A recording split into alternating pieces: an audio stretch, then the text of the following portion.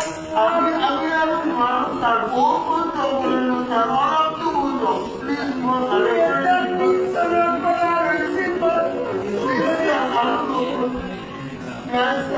মই হাতযোৰ কৰিছো আৰু নকৰিব মই কালিৰ লগত মানুহটো থাকিব পৰা নাই